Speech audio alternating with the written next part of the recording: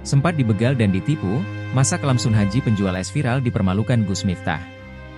Kehidupan penjual es teh bernama Sun Haji yang viral dihina Gus Miftah ternyata menguak satu persatu kisah pilunya. Bak mendapat rezeki tak terduga, ternyata sebelum banjir mendapat bantuan, nasib Sun Haji sempat pilu. Diungkapkan tetangganya, sebelum insiden viral dihina Gus Miftah pada 20 November 2024 lalu, Sun Haji juga baru mendapat musibah.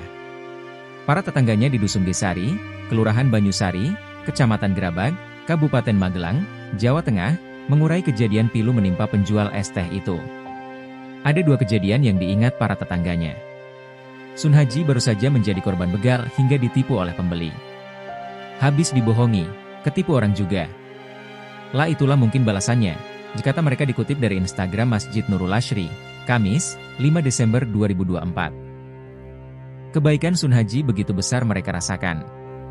Sehingga para tetangga merasa wajar jika kini Sun Haji mendapatkan berkah yang melimpah. Kebaikan penjual es teh di acara pengajian itu kini berbalas kebaikan lainnya dan membuat senyum di wajah para tetangganya. Padahal hidup Sun Haji cukup sederhana. Keluarganya tercatat sebagai penerima bantuan sosial program Keluarga Harapan, PKH. Untuk menghidupi 2 anak dan 1 istri, ia harus berkeliling menjual air mineral dan es teh tiap kali ada gelaran tablik akbar hingga menjadi buruh tani di kampung.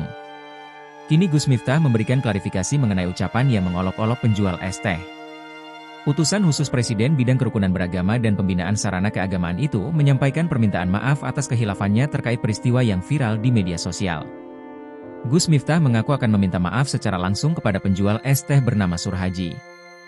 Ia berharap penjual es teh itu memaafkan ucapannya saat pengajian tersebut. Selain itu, Gus Miftah meminta maaf kepada masyarakat terkait kegaduhan serta merasa terganggu dengan candaannya. Download Tribun X sekarang, menghadirkan lokal menjadi Indonesia.